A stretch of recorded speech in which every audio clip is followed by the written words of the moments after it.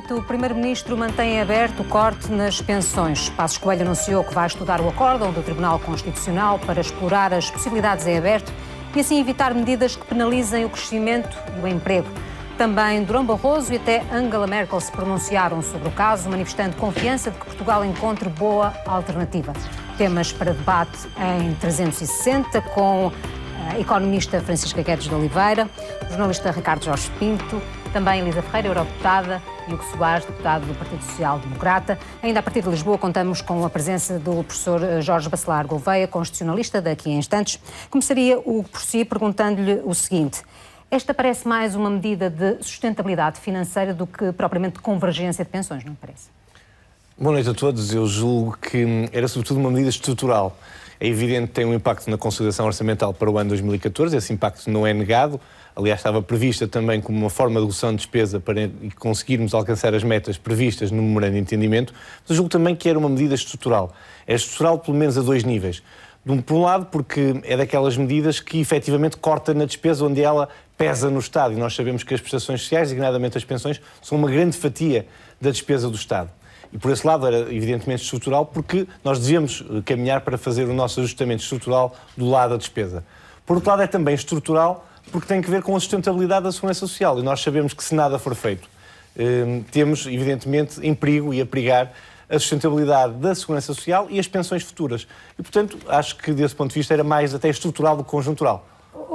Permita-me só recuperar o texto da proposta de lei do Governo, quando prevê, no artigo 7º, que caso as condições económicas melhorem, nomeadamente com o crescimento do PIB a 2% ao ano, bem sei que estas condições são tão otimistas que dificilmente se verificarão nos próximos anos, mas a verdade é que a proposta de lei prevê uma série de condições em que seriam repostos os cortes que agora estão a ser feitos.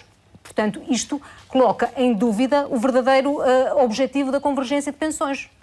Não, eu julgo que aquilo que a proposta de lei, que eu também tenho aqui comigo, cautelava era o seguinte: é que, de facto, se a economia pudesse crescer mais de 2% ao ano, e nós temos essa expectativa, não evidente no próximo ano e nos próximos 2 anos, mas essa é a expectativa, e julgo que é por isso que todos queremos pugnar, para que Portugal possa crescer com esses níveis. É evidente que com um nível de crescimento económico melhor e sustentado, nós podemos, evidentemente, reduzir aquilo que é o impacto desta medida nas pensões que estão a ser pagas. E, portanto, e anular desse a ponto de convergência. vista, não é anular a convergência, é possivelmente reduzir aquilo que é um corte transversal de 10%, por exemplo, poder reduzir esse corte. De facto, a convergência aí não seria do ponto de vista dos 10%, mas seria de outra. Mas essa é também uma forma que está na proposta dele de acautelar aquilo que era expectável que o Tribunal Constitucional, porque já de outras vezes o apontou, que tem que ver com o caráter extraordinário também da medida, do ponto de vista do momento que nós vivemos, quer seja do ponto de vista estrutural, quer seja por estarmos ainda a cumprir o programa de assistência económica e financeira começado. Parece-me que estes argumentos acabam por alimentar um pouco a confusão, não, Francisca? Porque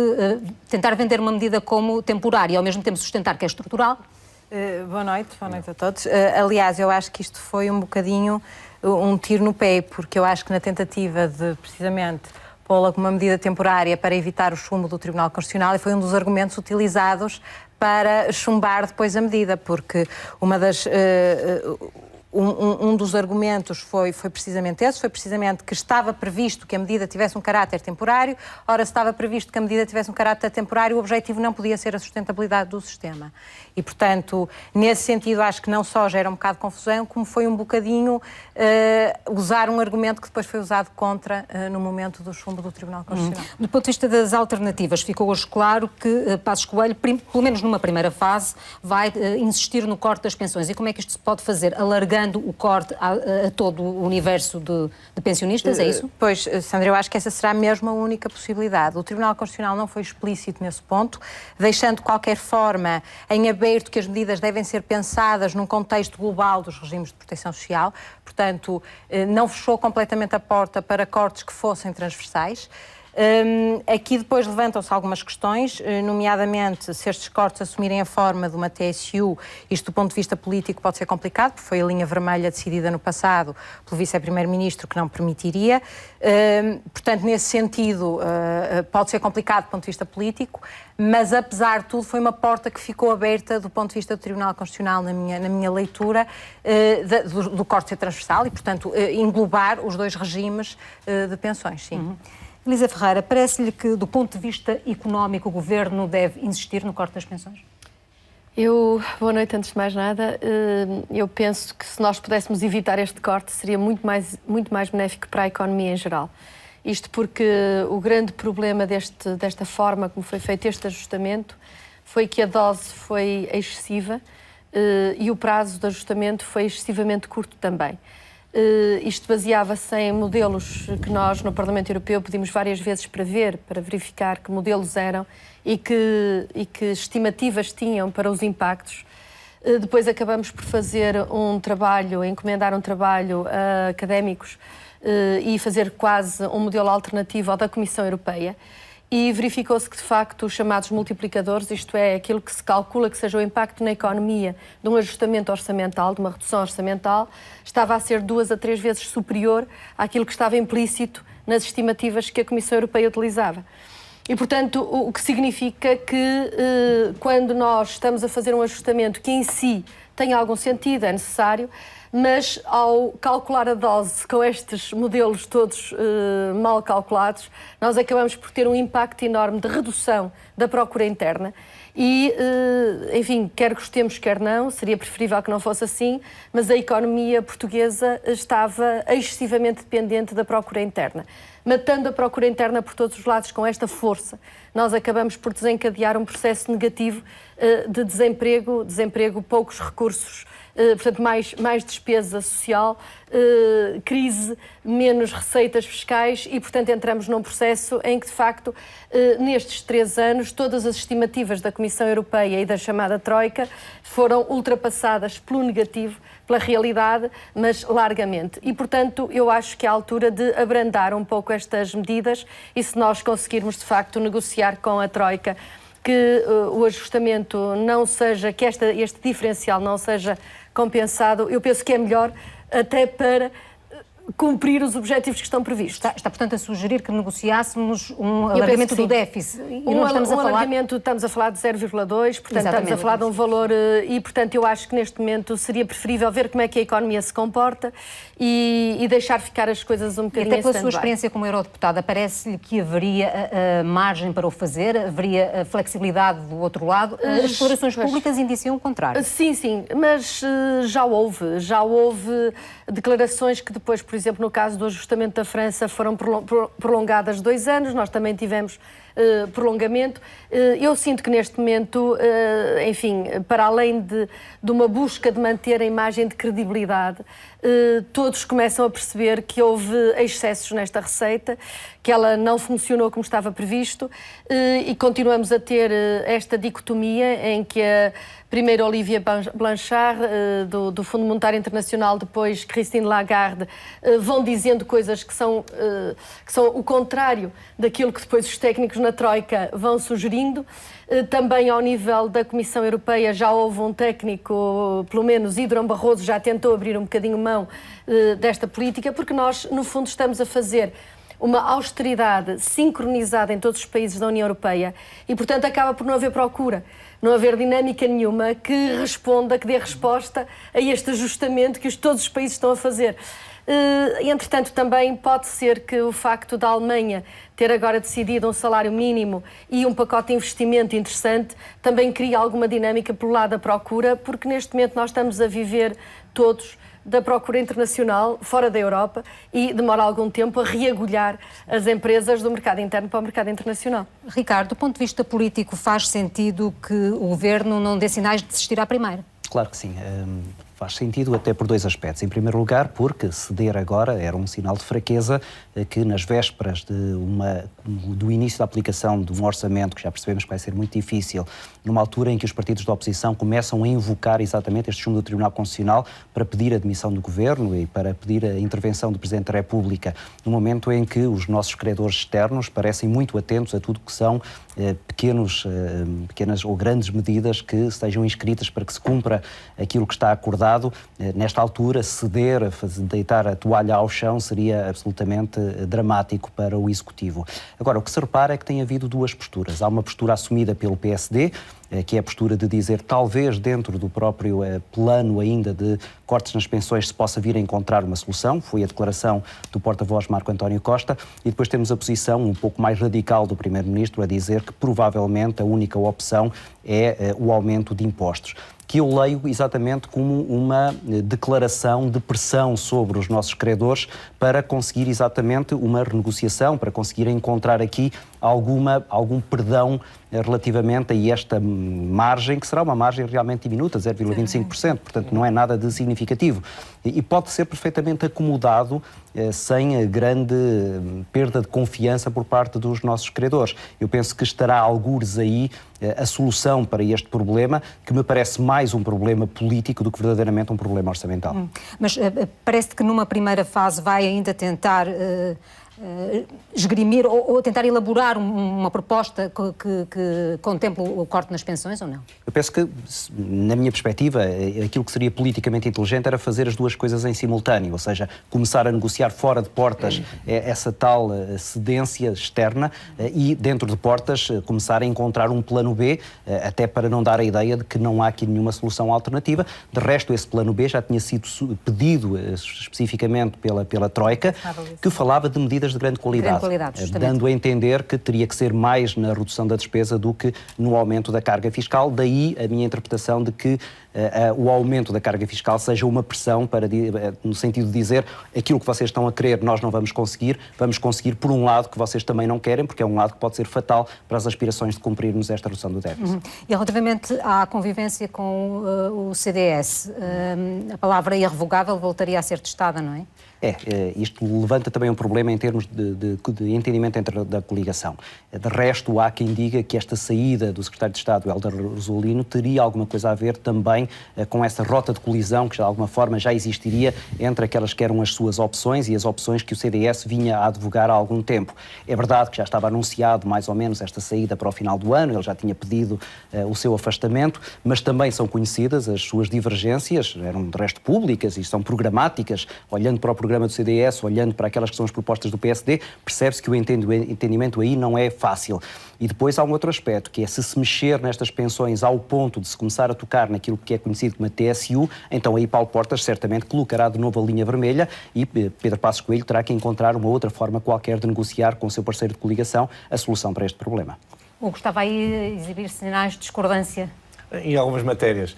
Voltando atrás, enfim, à questão da decisão do Tribunal Constitucional, para dizer que a questão da medida estar também condicionada à reposição do corte, se quiser, ao crescimento económico, não tinha muito que ver com aquilo que podia ser uma hipotética decisão de inconstitucionalidade do Tribunal Constitucional. Até porque a decisão do Tribunal Constitucional não se baseia no caráter temporário da medida, ou não, baseia-se única e exclusivamente no princípio da confiança e esse põe-se agora como se poria se a medida tivesse que ser derrogada daqui a 2 anos ou 3 com o crescimento económico. E já agora também só uma nota relativamente à decisão do Tribunal Constitucional, porque as decisões do Tribunal Constitucional devem e podem ser discutidas, é de salutar. Eu acho até que o normal funcionamento das instituições é mesmo isto. Eu julgo que uma geração que nasce em democracia habituar-se-á com facilidade a ver o Tribunal Constitucional tomar decisões de constitucionalidade ou inconstitucionalidade quando tem que apreciar diplomas. Mas também o debate na praça pública está-se a fazer com alguma unanimidade à volta da decisão unânime do Tribunal Constitucional. E diz-se que foi por unanimidade que esta decisão foi votada e que é decretada em constitucionalidade. É verdade. Mas também não é menos verdade que não é pelo mesmo princípio ou pelas mesmas razões que esta decisão é votada por unanimidade. E eu queria pôr aqui um ponto. É que há uma declaração de voto de 2 senhoras juízas do Tribunal Constitucional que dizem que este diploma não fere o princípio da confiança. O princípio de confiança, que, como sabe, é um princípio que decorre do artigo 2º da Constituição do Estado de Direito Democrático, não é sequer um princípio programático, expresso e escrito na Constituição da República Portuguesa, mas que é uma posição que eu acho que vale a pena refletir sobre ela, até para, no futuro, podermos discutir a sustentabilidade da segurança social, daí eu dizer que é uma medida estrutural. É que estas senhoras juízas dizem o seguinte: não há, enfim, inconstitucionalidade no princípio da confiança, ou o princípio da confiança não está aqui ferido, porque a confiança e a expectativa gerada é no pagamento da pensão. E esse não está posto em causa. O que está posto em causa é uma redução do valor desse pagamento que, evidentemente, não fere a confiança que o cidadão legitimamente espera do Estado de Direito Democrático do pagamento da pensão. O que elas dizem, e por isso elas votam em inconstitucionalidade, é que não é proporcional que os cortes de 10% se apliquem imediatamente aos 600 euros. E esta é uma matéria que eu acho que pode e deve ser discutida.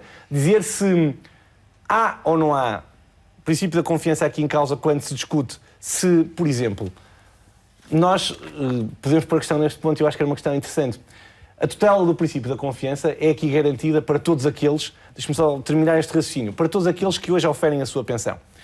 Dito de forma expressa que ninguém pode ver a sua pensão reduzida em 10%. Seja uma pensão de 600 euros. Aliás, Vital Moreira, colega da Dr. José Ferreira, diz isso hoje num texto que eu diria muito cuidadoso e muito assertivo relativamente a esta matéria.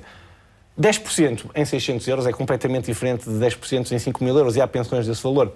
Significa que aqui o princípio da confiança, que garante a totalidade da pensão para as pensões em pagamento, não garante para a minha geração. O princípio da confiança não está a operar para aqueles que neste momento estão já a contribuir para a segurança social, mas que sabem que se nada for feito para garantir a sustentabilidade, podem vir a não ter qualquer tipo de pensão. Esta é uma matéria que vale a pena refletir. O Tribunal Constitucional também diz é que, sendo esta uma medida avulsa, e foi justamente esta a expressão utilizada, não garante a sustentabilidade do sistema, até porque não é nem proporcional, nem equilibrada e, portanto... Essa é uma matéria curiosa. Vital Moreira também fala sobre ela. Eu enfim, cito aqui várias vezes Vital Moreira porque é absolutamente imparcial da minha parte citá-lo, até porque é um eurodeputado, um ilustre eurodeputado do Partido Socialista e um eminente constitucionalista, portanto estamos mais à vontade para o poder citar. É que de facto também é extraordinário que o Tribunal Constitucional entre numa espécie de raciocínio doutrinário sobre a reforma do Estado que não me parece que seja, de facto, a função do Tribunal Constitucional. Mas repare, eu discordo também de Ricardo Jorge Pinto quando dizia que Pedro Passos Coelho teve uma posição diferente daquela que ontem o Partido Social Democrata assumiu na declaração de Marco António Costa. Não, eu acho que Pedro Passos Coelho hoje assumiu claramente que valia a pena explorar todas as portas abertas pelo Tribunal Constitucional. Aliás, foi assim que a Sandra abriu o nosso programa, dizendo que Pedro Passos Coelho quer discutir a possibilidade de voltar a refazer este diploma. Portanto, não há aqui uma grande discrepância entre aquilo que é a posição que Marco António assumiu, que valia a pena discutir isto antes de pensarmos no aumento dos impostos, e a posição de Pedro Passos Coelho. Eu queria dizer só que eu também concordo que era ótimo que nós pudemos agilizar a meta do déficit. Do ponto de vista político, eu acho que isto é relevante. E, aliás, foi, como sabem, solicitado aos nossos criadores oficiais que assim fosse. O Governo disse publicamente que tentou que a meta para o próximo ano não fosse a que está estipulada. Agora, os nossos criadores oficiais disseram que não, que nós teríamos que cumprir e garantir os 4,5% de déficit no próximo ano. Se essa fosse uma solução, era uma solução ótima. 4%. Os 4% no próximo ano, nós queríamos ficar nos 4,5%, foi isso que tentamos negociar. Era ótimo que isso pudesse acontecer, não sendo possível. Eu acho que agora o debate que os partidos políticos, e aqui cabe aos partidos políticos, encontrarem e propor alternativas do lado da despesa e tentar evitar o aumento da receita por via do aumento dos impostos para encontrarmos este equilíbrio. Vamos ouvir também Jorge Bacelar Gouveia. Boa noite, penso que agora está a ouvir, professor. Boa noite, sim. Deixe-me perguntar-lhe, como constitucionalista, se considera que há a possibilidade legal de avançar com o corte nas pensões e em tempo útil. Muito boa noite.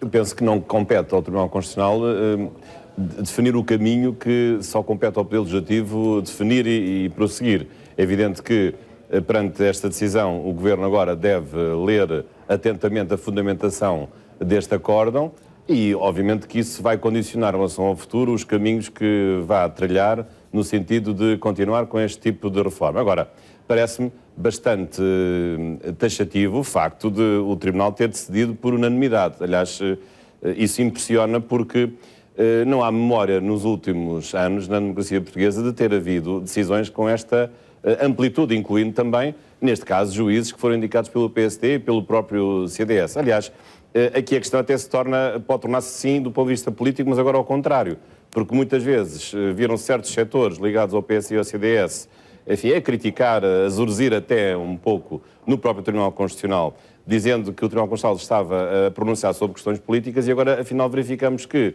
os juízes que supostamente pertencem a uma área, enfim, ideológica próxima do PSD e do CDS foram eles próprios, ainda que com fundamentos diferentes, como disse aí o seu colega há pouco, a votarem no sentido da própria inconstitucionalidade. Portanto, isto, enfim, desarma por completo um certo tipo de discurso que tem sido feito nos últimos meses, enfim, a meu ver, é completamente errado, de ataque ao próprio Tribunal Constitucional, enfim, tendo depois consequências que não me parecem muito próprias. Não quer dizer que, em democracia, as decisões de um tribunal qualquer, e em particular também do Tribunal Constitucional, não devam ser objeto de crítica. Aliás, os professores fazem isso todos os dias nós criticamos as decisões do próprio Tribunal Constitucional, mas a questão não é de uma crítica científica, nem doutrinal. É uma crítica política, que é diferente. Deixe-me precisar o seu pensamento, o seu ponto de vista. Considera como constitucionalista que o Governo deve insistir neste corte? Não, eu não estou aqui... Ou considera que não há possibilidade, do ponto de vista constitucional... Eu não estou aqui a fazer... tenho a minha visão política das coisas, mas não estou agora aqui a fazer uma análise de natureza política. É aquilo que o Governo vai fazer, isso compete ao Governo fazer e compete ao Governo decidir o caminho. Não é uma opção estritamente política, bastante Sim, jurídica até. Agora, eu não digo que estes sistemas sejam sistemas absolutamente rígidos e intocáveis. Evidentemente que não é. Agora, a questão é esta, é que se há uma necessidade de fazer uma convergência, supostamente com base na ideia de que há uma desigualdade que deve ser resolvida, ou com base na ideia de que deve haver, enfim, uma repartição de encargos. Agora, também é preciso perceber que nós não estamos a mexer em algo que tenha nascido agora. Nós estamos a proceder a uma reforma, a uma dita convergência, em sistemas que começaram há 40 anos e começaram há 30 anos, com pessoas que começaram a descontar num certo sistema, porque ingressaram numa certa profissão, no caso da função pública, enfim, em relação à Caixa de Aposentações, com base numa certa expectativa e com base numa certa carreira contributiva. E, portanto, as pessoas chegam ao fim da sua carreira contributiva e as regras do jogo mudam por completo. E, portanto, eu penso que é preciso ver as coisas como elas são. E há aqui vários patamares. Há pessoas que entraram há pouco tempo, há pessoas que entraram há muito tempo, e este regime da Caixa de Aposentações, que de facto é diferente do regime da Segurança Social, da Caixa de Previdência, nasceu de uma forma diferente, porque assentou também em regimes laborais diferentes, e evidentemente que agora se pode questionar se não há situações de privilégio ou benefício exagerado em relação aos funcionários públicos, do ponto de vista da aposentação, em relação aos outros funcionários. Mas eu admito que essa discussão se possa colocar. Agora, não se pode, digamos, no presente, corrigir um percurso histórico que tem 30 ou 40 anos, pondo em causa a legítima perspectiva adquiridas pelas pessoas. Deixe-me colocar-lhe ainda uma questão que será discutida dentro de meses, obrigatoriamente, que tem a ver com o corte nos salários. E volto à sua formação jurídica. O que é que lhe parece que o Tribunal poderá decidir relativamente à proposta de lei do corte dos salários? Não sei se é uma proposta de lei, porque já consta do Orçamento do Estado, sim, portanto não tem o mesmo caráter. Aí nós temos já um caminho que o próprio Tribunal Constitucional já pré-definiu em várias decisões que tomou nessa matéria. Até agora o Tribunal Constitucional, em matéria de salários, apenas considerou inconstitucionais as suspensões dos subsídios, de 2 subsídios primeiro e de 1 subsídio, mas o Tribunal Constitucional nunca considerou inconstitucional a redução dos salários da função pública. Até eu poderia ter feito, porque isso pode ser visto, para muitas pessoas, pode ser visto como um segundo imposto, ou seja, há um imposto que é geral e depois há um segundo imposto só pago pelos funcionários públicos, que é a redução do seu próprio salário. Enfim, isso é uma visão possível das coisas. A meu ver, apesar de tudo, isso poderá ser aceito se for numa perspectiva de temporalidade. Aliás, e isso também mostra que o Tribunal Constitucional, também ao contrário do que algumas pessoas dizem, não estou aqui a defender o Tribunal, mas acho que devemos ser justos, o Tribunal Constitucional não tem sido fundamentalista nem radical, porque o Tribunal Constitucional, precisamente em nome de um princípio de crise, aceitou que os salários da função pública pudessem ser reduzidos temporariamente. Aliás, isso começou com a primeira decisão do segundo governo de Sócrates, em que o Tribunal Constitucional se pronunciou e não considerou inconstitucional essa redução. Já voltamos à conversa. Francisca, relativamente a esta questão do corte dos salários, que será o nosso próximo tema durante alguns meses, parece-lhe que se aplicará o mesmo princípio ou não? Deixe-me só fazer aqui uma ressalva. Eu não sou jurista nem constitucionalista, tenho alguma dificuldade em fazer este tipo de avaliações e tenho medo de cair neste tipo de análise seja um bocadinho superficial, que de todo é aquilo que eu queiro. Concordo com o princípio de que não acho que seja a mesma coisa, sobretudo o princípio da proteção da confiança. Pode cair-se num imposto adicional, mas relembro que dos argumentos utilizados neste acórdão agora foi que isto não era visto como um imposto, este corte das pensões. Não é? Portanto, foi um dos primeiros argumentos utilizados. Portanto, este argumento de que este novo corte nos vencimentos dos funcionários públicos poderá funcionar como um segundo imposto, não me parece que terá acolhimento, precisamente pela argumentação utilizada agora. E acho que o princípio da proteção de confiança não se põe da mesma forma nos dois casos. De qualquer forma, eu posso falar mais dos impactos do que propriamente... Do ponto de vista económico, é um problema bastante mais complicado. Do ponto Estamos a de vista falar do de mais de Estado, 600 milhões, Estamos não é? a falar de um problema muitíssimo mais complicado. Quase 2/3 dos cortes previstos entre funcionários públicos e beneficiários são nos funcionários públicos, portanto estamos a falar de um montante muitíssimo mais alargado e estamos a falar, obviamente, de uma medida muito mais complicada de compensar do ponto de vista quer do lado da receita, portanto eventuais subidas de impostos para compensar, quer de outros cortes da despesa. Portanto, será muito mais complicado não pensar em flexibilizar metas de déficit se de facto se este pedido de fiscalização sucessiva do Orçamento de Estado se acabar por revelar também inconstitucional. Mas eu penso que, não sei se posso intervir agora, já agora. Diga rapidamente, professor. Mas eu penso que em relação à questão da redução dos salários, que foi também aprovada agora para o Orçamento de 2014, eu penso que nesse aspecto dificilmente isso será inconstitucional, na minha opinião, porque há já um caminho percorrido pelo Tribunal que aceitou a redução, desde que temporária, como de novo acontece para 2014, desses salários e, portanto, desse ponto de vista, penso que não haverá nada de novo. O que poderá haver de novo é o facto de agora essas reduções terem sido alargadas abaixo dos 1.500 euros e, portanto, atingir salários mais baixos. Aí coloca-se um outro problema, não já de proteção da confiança, também talvez de igualdade, mas sobretudo de proporcionalidade e de esses cortes, embora sendo limitados, julgo que 2% no escalão mais baixo, mas atingir salários muito mais baixos e isso pode implicar, enfim, uma redução ou até colocar em crise a subsistência económica dos próprios funcionários.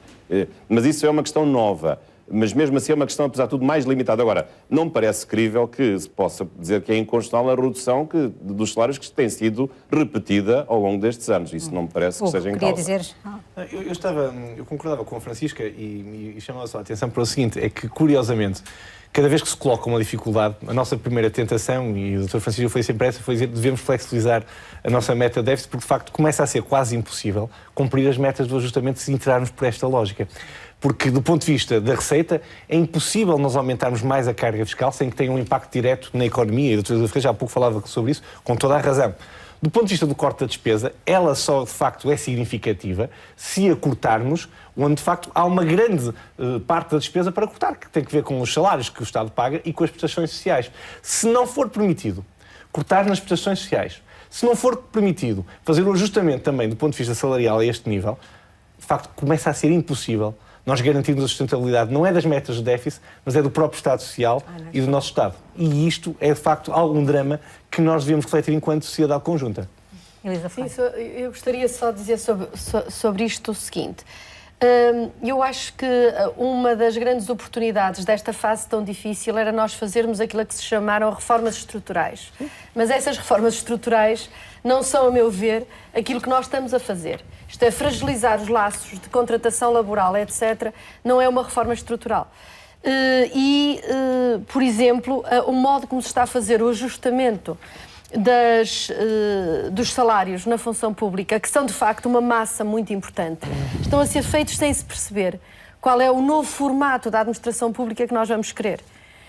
E é esta falta de um quadro de visão para onde é que queremos ir, quem é que fica, quem é que sai, que organismos é que se extinguem, tudo isto acabou por ter uma grande, uma grande expectativa no início do programa, mas acabou com praticamente nada. Portanto, reduzir a massa salarial da forma como se está a fazer está-nos a levar a ter um risco muito grande, que é o de perdermos a capacidade que queremos que a nossa função pública tenha. Porque, ao mesmo tempo que nós estamos a tentar encolher o Estado, passo o termo, e delegar algumas funções nos privados, nós temos de ter, a nível do Estado, uma máquina muito mais sofisticada, muito mais poderosa, capaz de exercer as tais funções de supervisão, de regulação, de diálogo com atores privados poderosos. Ora, o que nós estamos a fazer não é nada disto. Nem estamos a descentralizar a máquina, nem estamos a selecionar, digamos, aquilo que é essencial manter. Estamos a pegar na massa salarial e a tentar encolhê-la, digamos assim, de uma forma mais ou menos, enfim, homogénea e criando o mínimo de problemas possíveis. E ao fazer isso, nós corremos o risco, de facto, de ficar com uma administração em que os melhores saem, pedem reformas antecipadas, vão-se embora, vão para a privada e os que ficam não serão capazes de exercer as funções que nós vamos querer que o Estado exerça. E é esta falta de visão global que eu acho que pode ser uma das grandes oportunidades perdidas desta fase que estamos a atravessar. Portanto, precisávamos de facto de olhar para a fiscalidade toda e revê-la, precisávamos de olhar para a administração pública e revê-la, e de facto essa visão falta, e falta um método razoável para lá chegar, em que pela via da contratualização e com uma planificação razoável nós conseguíssemos de facto mudar aquilo que temos de mudar em Portugal. Isso não seria só possível com o apoio também do PS? Mas não o fizemos no princípio, quer dizer, o PS estava muito próximo do Governo no que diz, quando as coisas começaram, quando tudo isto começou, e podemos refazer a história e como é que as coisas chegaram ao ponto de agora, por exemplo, termos ouvido o líder do Governo dizer, bem, nós agora, depois da Troika sair, nem precisamos do Partido Socialista para coisa nenhuma, isto depois de uma série de indicações claras de que, enfim, não havia cedências de parte a parte. Eu faço notar que... Não valoriza excessivamente o acordo alcançado para o IRC? Não, acho um acordo muito pontual e acho que o que seria interessante era ter um acordo global sobre a fiscalidade, mas, francamente, acho que o Governo não trabalhou nesse sentido.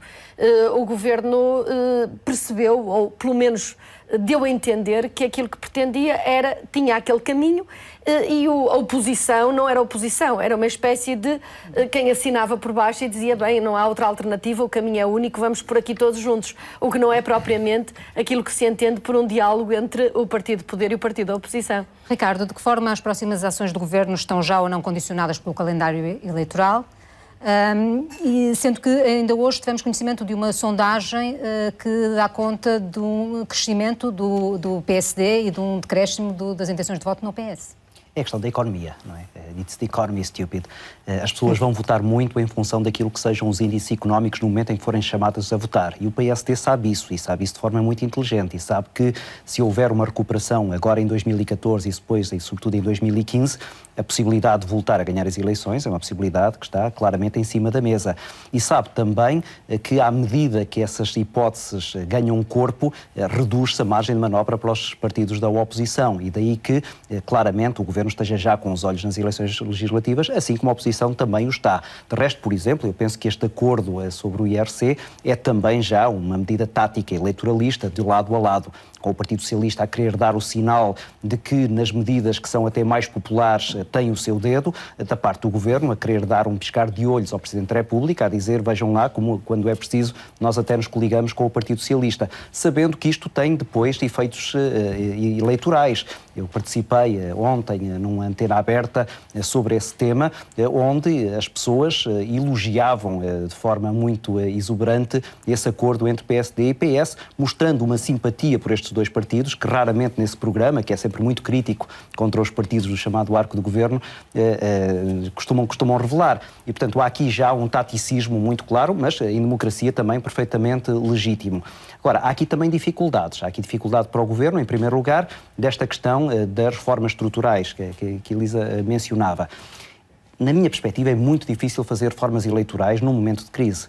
Isto é como estruturais em momentos de crise. Isto é como ter a casa a arder e estar a instalar uns sensores de fumo. Quer dizer, é um momento mais complicado. Se, por exemplo, era preciso reduzir, e é preciso reduzir a administração pública, o número de funcionários, era preciso ter dinheiro para os compensar no caso deles quererem sair. E neste momento não há dinheiro para o fazer. Portanto, é preciso ter alguma simpatia para com a dificuldade com que o Governo neste momento se está a defrontar. E eu penso que depois, por parte do principal partido da oposição, há um fechar de olhos a esta questão, mas um fechar de olhos que depois será repetido pelo PSD no momento em que o Partido Socialista eventualmente chegar ao poder. E é aí que as pessoas acabam por desacreditar nestes acordos pontuais, concordo com a Elisa, e naquilo que é a estratégia que deveria ser mais geral e mais sustentada dos partidos políticos de uma maneira geral. Francisca, queria só um bocadinho a propósito das reformas estruturais e do Estado e do peso do Estado e da administração pública. Eu acho que têm sido passados sistematicamente argumentos que eu tenho alguma dificuldade, olhando para os números, que é geralmente aquilo que eu tenho por referência, de compreender. Em particular, esta ideia de um peso excessivo do Estado. Em qualquer um dos critérios que eu queira pegar, seja o peso da despesa em percentagem do PIB ou por habitante, seja o peso da receita em percentagem do PIB ou por habitante, seja olhando para funções específicas, educação, saúde, Estado social, seja até em termos dos funcionários públicos, Portugal está ou na média ou abaixo da média. E, portanto, eu tenho alguma dificuldade em perceber, sem me darem um quadro de referências, eu quero diminuir o peso do Estado, quais são as minhas referências? Qual é o Estado ótimo? O que é que eu quero das funções do Estado e quanto é que eu estou disponível para pagar por esse Estado? Sem esse quadro de referência, eu tenho dificuldade um bocadinho em assumir que se tem que diminuir o peso do Estado e que se tem que cortar... O argumento sempre utilizado é nós não temos dinheiro para pagar este Estado e, portanto, só vamos ter o Estado que pudermos pagar, Nós não temos não é? dinheiro para pagar este Estado, num pressuposto, num momento de crise, em que estamos a olhar para rácios em que o denominador é PIB e o PIB não cresce. E, portanto, estar a fazer cortes que mudam estruturalmente o Estado para reagir a uma conjuntura parece-me profundamente errado. E concordo completamente com a Elisa quando diz que nós devíamos olhar para a estrutura da nossa fiscalidade. Nós estamos, a par com a Grécia e os países do leste, temos um peso absolutamente desproporcionado dos impostos indiretos na nossa estrutura fiscal. Impostos estes que são tipicamente impostos mais injustos do ponto de vista dos rendimentos que penalizam, ao contrário dos países do norte, que têm um peso dos impostos diretos muito maior na sua receita fiscal, com umas taxas progressivas muito mais violentas que as nossas, é verdade, e, portanto, tem que se pensar no conjunto. Que tipo de progressividade é que nós queremos num imposto sobre o rendimento singular? Que tipo de progressividade é que nós queremos num imposto sobre o capital? Queremos continuar com uma taxa liberatória de 28%? Queremos introduzir algum tipo de progressividade neste tipo de... Mas a tendência até foi a inversa, com a supressão de alguns escalões de IRS. Foi inversa, a tendência foi claramente inversa do ponto de vista do IRS. Exceção feita ao IRC, que nós de facto aí tínhamos um peso acima daquilo que era a média e, portanto, a redução no IRC ou a redução de algumas taxas no IRC é uma aproximação àquilo que se está a fazer nos países onde as coisas estão a correr, apesar de tudo, melhor. Portanto, aí de acordo, mas acho que se tinha que ter uma visão global daquilo que é a fiscalidade e a estrutura fiscal do nosso país e não continuar nesta senda um bocadinho. Eu outro dia li uma imagem que era cortar salame, que é vai-se tirando fatias para cortar, sem pensar muito nas consequências e sem pensar sobretudo nas consequências de médio e longo prazo, que eu acho que podem ser dramáticas a alguns níveis. O Hugo já estava a suspirar. Estava a suspirar, desejo, porque de facto este é o debate. Eu acho que a Francisca tem toda a razão. Se nós não estivéssemos na circunstância em que estamos, porque esse é o debate que nós temos que fazer a seguir a maio de 2014. É a construção do pós-Troika. De facto, nós quando podemos ter a plenitude das nossas opções políticas, eu acho que a Francisca tem toda a razão.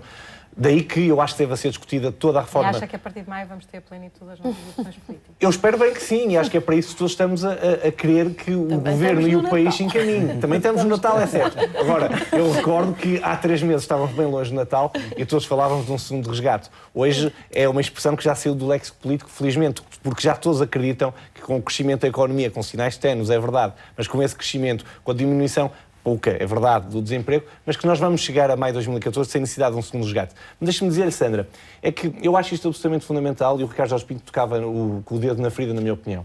É que é muito difícil, quando se tem que fazer o ajustamento a que nós nos vimos compelidos, fazê-lo com as reformas estruturais. Ainda assim, há 2 ou 3 exemplos que eu não queria deixar de os deixar ficar, porque me parecem pertinentes. Quando este Governo, logo no início da legislatura, extinguiu os governos civis. Quando este Governo fez a agregação das freguesias, fundiu institutos públicos e outros extinguiu, reduziu o número de fundações ou diminuiu o número de subsídios, fez as reformas da Justiça. Ainda que estejam previstas mais destas reformas... Qual foi a poupança que resultou dessa atividade? Mas essa é a grande questão. Nós, quando fazemos a reforma do Estado a pensar na poupança, dizemos que estamos a reformar apenas para cortar na despesa. Quando se reforma o Estado para ganhar escala e criar melhores condições para o Estado ser regulador, dizemos, mas afinal reformamos sem fazer poupança. Temos que encontrar aqui qual é o nosso ponto de equilíbrio. Nós só devemos reformar para fazer poupança ou para tornar o Estado mais eficiente? E estas reformas tiveram um custo marginal do ponto de vista da despesa, de facto, é verdade, tornaram o Estado mais eficiente. Eu pergunto-lhe isto porque é o Tribunal de Contas que o diz. No relatório do Tribunal de Contas, que deve conhecer, conheço bem. Está lá dito claramente que, por exemplo, se reduziu metade dos dirigentes que era suposto reduzir e o número de funcionários foi o dobro. Sandra, mas é uma coisa extraordinária. Reduzimos metade o número de funcionários que era suposto... Metade de dirigentes, que era suposto reduzir. Mas nós há mais de 15 anos, julgo eu, que andamos a dizer que era preciso reduzir o número de dirigentes. Este governo, em 2 anos e meio, reduziu metade do que era suposto. Mas já reduziu metade. Nós estamos um bocadinho mais do meio da legislatura. Não, temos que fazer este debate com franqueza, porque eu acho que, desde o ponto de vista do consenso, que é absolutamente fundamental, os dois partidos da oposição, e aqui permita-me discordar da Elisa Ferreira, quando dizia que este governo procurou que o Partido Socialista assinasse uma espécie de cheque em branco constantemente. Bem, nós, em outubro de 2011, 3 meses depois do início do programa de ajustamento a cumprir por este governo, nós ouvimos o líder do maior partido da oposição, é público, dizer que nós não íamos conseguir cumprir e que precisamos de mais tempo e de mais dinheiro. Na verdade, verificou-se que assim não foi. Precisamos de mais tempo do ponto de vista da flexibilidade das metas. Não. O que o António José Seguro dizia, e o Dr. Elisa Ferreira não me desmentirá, é que nós precisamos de mais tempo de programa e de mais dinheiro, de mais financiamento. E nós nem de uma coisa nem de outra, porque se computarmos o programa... Não é isso mesmo? Mais tempo e mais dinheiro? Não, o programa cautelar não é nem mais tempo nem é mais dinheiro. Deixamos esta discussão também clara e podemos fazê-la. E acho que ninguém aqui sentado nesta mesa dirá que o programa cautelar é mais dinheiro ou mais tempo. O que o programa cautelar é, o que ninguém sabe o que é, em primeiro lugar. O que se fala que possa ser um programa cautelar é uma espécie de assistência para podermos regressar aos nossos mercados de forma segura, sobretudo o BCE, a fazer essa assistência. Não é bem mais financiamento oficial, nem tampouco mais tempo para cumprir o programa. É sobretudo uma questão semântica. Só uma questão. De facto, o programa, nas suas metas, era exagerado na quantidade e nas metas. E nós verificamos que isso foi o que aconteceu. E quem dizia que não queria nem mais tempo, nem mais dinheiro e que até ia para além da Troika, era o Governo. Era o Governo. E, entretanto, conseguiu negociar algum protelamento de prazo e seria muito bom que agora, nesta fase mais recente, os pedidos e o esforço de negociação, que pelos vistos renasceu também de um processo interno à coligação, levasse de facto o país a não fazer uma austeridade tão forte. Deixa-me só fazer-lhe uma pergunta com toda a franqueza, sem querer interromper.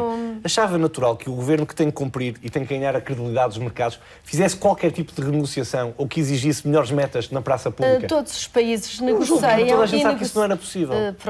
É uma convicção. Alguns países renegociaram e nós próprios, nas últimas fases, também já renegociamos e tivemos uma extensão de prazo.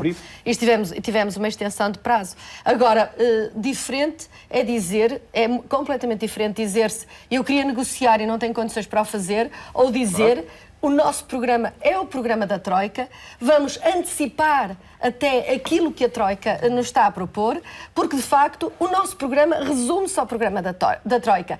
E ainda iremos para além da Troika, isto está registado, e era este o espírito. Portanto, de facto, aí é difícil haver alguma negociação. Quanto às reformas estruturais, e citou um caso das juntas de freguesia, se ler o texto que foi negociado, o texto inicial, do memorando de entendimento entre Portugal e a Troika, quando se falava da reorganização administrativa, não se estava a falar de freguesias, estava-se a falar de câmaras municipais. Doutora, está lá expresso. Não estava... Não, eu li. Doutora, eu tenho cito de cor, que é o ponto 3.14. Sim. Está a ver? Tenho quase cito de cor, quase garanto que é o ponto 3.14, onde está ipsis verbis, redução substancial do número de freguesias e também fala de municípios. Não, a doutora fala mesmo de freguesias e concretos. Mas podemos tirar isso ali, mas eu garanto-lhe que sim. A doutora fará a justiça nessa matéria. Vamos recuperar a questão do programa cautelar. Ricardo, já lhe dou a palavra, Francisca. O Governo tenta apresentar a eventualidade / probabilidade de um programa cautelar como sendo uma vitória. E está a consegui-lo? Vamos ver. Em primeiro lugar, como foi aqui dito, não sabemos exatamente o que é que vai ser esse programa cautelar. Percebe-se ainda os contornos. Se a Irlanda tivesse ido nesse caminho, provavelmente avançaria alguma coisa na compreensão do que é que viria a ser, mas para já é uma incógnita. Agora, do ponto de vista político e do ponto de vista interno, será sempre uma derrota para o Governo. O Partido Socialista imediatamente irá dizer que é isso mesmo, que é mais tempo e que é mais dinheiro. O Partido Social Democrata irá dizer que não é uma coisa nem outra, já ouvimos aqui dizer, e irá dizer que é apenas uma medida de precaução. O Primeiro-Ministro já usou até uma palavra complicada para falar disso mesmo. Precaucionária, assistência precaucionária, e irá dizer que, na verdade, isto é apenas uma salvaguarda, mas que, na verdade, se safou ao segundo resgate e que, nessa iminência, essa é uma vitória. Na verdade, do ponto de vista político, o que seria dramático, aquilo que eu acho que interromperia imediatamente esta legislatura seria o segundo resgate. Não haveria condições políticas absolutamente nenhumas, acho que o PSD já o reconheceu, de continuar a governar com o segundo resgate em cima da mesa. Ele teria que ser negociado perante os portugueses, perante as alternativas que os partidos políticos iriam colocar-lhes. Portanto, desse ponto de vista, eu diria que, havendo um programa cautelar, será sempre melhor para o Governo, na medida em que é o evitar do segundo resgate, na medida em que também me parece que evitar uma coisa e outra é bastante arrojado. Só para dizer que, apesar de tudo, acho que não estamos tão em branco assim em relação ao que poderá ser um plano cautelar. Concordo do ponto de vista político que o segundo resgate seria completamente dramático. O plano cautelar pode assumir formas mais leves, mas, apesar de tudo, acho que já há algum esclarecimento daquilo que pode ser um programa cautelar. Não é? Está estabelecido no Mecanismo Europeu de Estabilidade, precisamente, algumas linhas de crédito que assumirão a tal forma de plano cautelar. E aí, eu acho, e do ponto de vista económico e não político, acho que aquilo a que nós vamos ter acesso enquanto programa cautelar pode ser, de facto, muito complicado, porque vai ter que ser negociado, porque não nos iludamos. Vai haver um memorando, vai haver restrições, porque estas linhas de crédito têm exigências não com o FMI, portanto mudam os jogadores, passamos a ter apenas Comissão e Banco Central, portanto o FMI acabou a Troika, passamos a ter um dueto. Vai haver uma necessidade de fiscalização, vai haver necessidade de reporte de informação, vai haver necessidade de controle, os prazos estão também definidos, é por um ano extensível por 6 meses mais 6 meses. Os fundos a que se tem acesso serão sempre via empréstimo, que pode ser empréstimo direto ou pode ser via compra de títulos de dívida em mercado primário, 2 a 10% do PIB, portanto aqui temos obviamente é menor do que um segundo resgate, nunca teremos acesso ao mesmo tipo de fundos que um segundo resgate, as condições também não serão as mesmas, mas não serão fáceis. E além disso, deixe-me só acrescentar que para termos acesso à forma mais simples deste plano cautelar, que no fundo é uma linha de crédito condicionada e que tem a vantagem de não entrar logo em vigor as medidas de austeridade. As medidas de austeridade só entram em vigor se nós solicitarmos o acesso ao crédito. Para termos acesso a essas é preciso provas dadas de políticas robustas, provas dadas de uma economia dinâmica, sólida e forte, e provas dadas conseguimos ir ao mercado em condições de razoabilidade. E isso é que me parece neste momento que chegar a maio com estas 3 provas dadas vai ser difícil, o que de certa forma exige que nós tenhamos acesso à segunda forma de plano cautelar, que é uma linha de crédito com condições reforçadas, e esta segunda forma de plano cautelar exige que a austeridade entre logo em vigor mal se assine o plano. E, portanto, não tem o aspecto formal pesado que tem a Troika, não tem as missões, não tem um bocadinho o ar condescendente de estarmos a ser fiscalizados permanentemente, mas vai haver um memorando. Nesta altura as pessoas interrogar-se-ão se já cortam os salários, se os impostos já estão num nível estratosférico, que mais medidas de austeridade nos podem impor a partir de junho. Desde logo, tudo aquilo que era temporário não o ser. Não é? Portanto, desde logo por aí.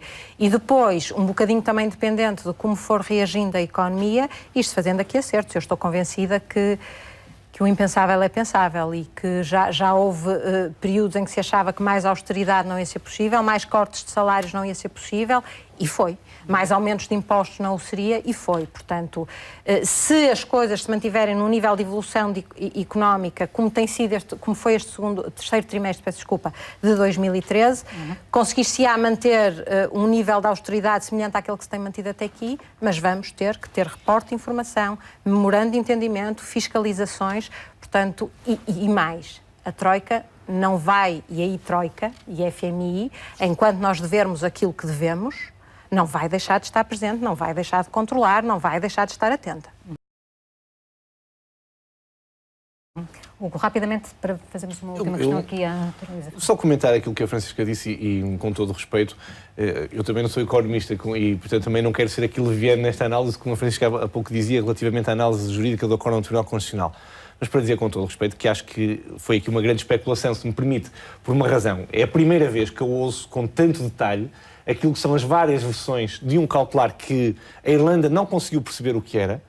Que hoje, ou rejeitou? a Irlanda não conseguiu perceber. É público hoje, e o primeiro-ministro irlandês disse isto várias vezes, que quando chegaram à altura de tomar a decisão e estavam ainda a negociar aquilo que era possível que fosse um programa cautelar, a doutora Luísa Ferreira tem a possibilidade, até sobre esta matéria, falar com mais conhecimento de causa do que eu, por estar no Parlamento Europeu, e dirá que não estou longe daquilo que é factual das palavras do primeiro-ministro irlandês. Não sabiam se, de facto, as condições que lhes queriam proporcionar, quais eram efetivamente, não houve sequer tempo para apurar ao detalhe o que seria um programa cautelar. E acho que as várias formas de primeiro cautelar, de segunda forma cautelar, que a Francisca aqui expôs, parece-me demasiado especular à volta dessa questão, porque eu acho que até, do ponto de vista político, mas sobretudo do ponto de vista patriótico, se quiser, é um bocadinho exagerado fazermos esse debate nesta altura. Eu acho que aquilo que todos queremos, sentados a esta mesa, é que o que fosse possível era... Não somos nós que estamos a colocar esse tema na agenda, o Presidente do Banco Central Europeu, portanto... A propósito de uma pergunta, é preciso recordar de um deputado do Parlamento Europeu. Aquilo que nós todos gostávamos é que fosse possível aquilo que já ficou no léxico político, que era uma saída irlandesa. Vamos trabalhar para que isso possa acontecer. Não sei, doutora, se quer ainda pronunciar sobre esta questão. Eu tenho uma questão sobre a União Bancária para... Pronto, sobre esta questão, só para dizer que eu entendo o raciocínio que fez a Francisca, que foi pegar nos vários instrumentos que neste momento estão disponíveis e tentar perceber quais seriam as peças que iriam entrar aqui. E está a pensar em peças do TUPEC, está a pensar no Mecanismo Europeu de Estabilização e está a pensar nas OMTs, isto é, na possibilidade, no que é que serão as condicionalidades que o Banco Central poderá exigir ao país para poder fazer a compra de dívida soberana e evitar, digamos, a especulação excessiva.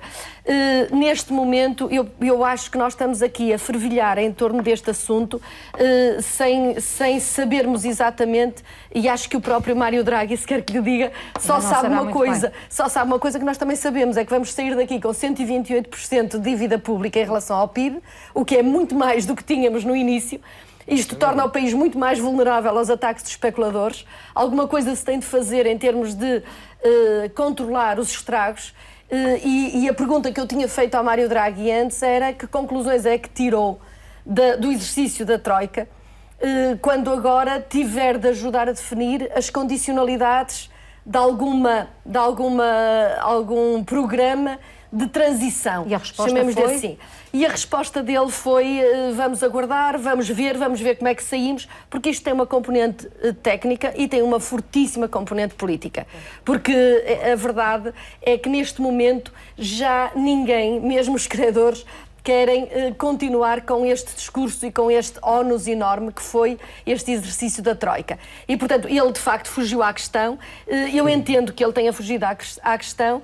O que eu acho é que ele tem de perceber, assim como a Comissão Europeia, temos de desdramatizar isto e ver quais foram os erros em termos de programa económico deste exercício terrível que estivemos a fazer com a Troika. E, portanto, eu espero que a transição, ao ter, digamos, condicionalismos, porque tem de os ter, que esses condicionalismos sejam mais inteligentes em termos económicos e menos dogmáticos do que aquilo que estivemos sujeitos até agora. Muito rapidamente, para fechar, não queria deixar de aproveitar a sua presença aqui. No final do Conselho Europeu, o Primeiro-Ministro disse que a União Europeia está hoje mais robusta face a crises sistémicas e estava a referir-se ao acordo alcançado quanto às regras de dissolução e de recuperação dos bancos. Partilha desta opinião? Estamos a meio de um processo. A União Bancária tem 3 pernas e é muito importante para estabilizar o sistema bancário. Na primeira é a supervisão única, essa está já no terreno e, portanto, nós temos já o Banco Central Europeu a trabalhar com os supervisores nacionais a supervisionar a banca europeia. Estamos neste momento com exatamente a fase em que o Parlamento Europeu tomou decisão, sou relatora, na parte de resolução bancária e o Conselho tomou precisamente na data que acabou de referir e estas posições são extraordinariamente divergentes.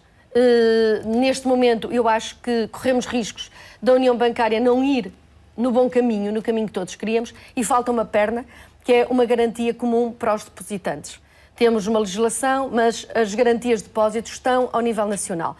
Esta fase do meio da resolução tem peças importantíssimas, que é a imputação das perdas num caso de falência ao próprio banco, portanto aos acionistas, depois aos credores júnior, sénior, por aí abaixo, numa escala. E no limite aos depositantes?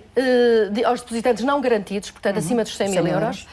Já no Parlamento, nós conseguimos que a Comissão e o Conselho aceitassem que os depósitos das pequenas e médias empresas e dos privados fiquem no último ranking nessa hierarquia, portanto, logo acima dos depósitos dos 100 mil euros. E, portanto, no sentido de trazer alguma garantia. Tem uma outra peça importante, que é ter um fundo que pode intervir para operacionalizar um banco que precise de uma grande reestruturação.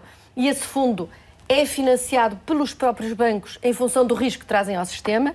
E onde é que há neste momento as grandes divergências entre o Parlamento e o Conselho? É que o Conselho quer que seja ele próprio a ter poder de decisão sobre a intervenção desse fundo, quando é que intervém, quer que durante 10 anos haja fundos nacionais que podem emprestar entre si, mas que são nacionais, são de base nacional e controlados nacionalmente, e quer ter a palavra final quando há um processo de resolução em cima dos órgãos técnicos.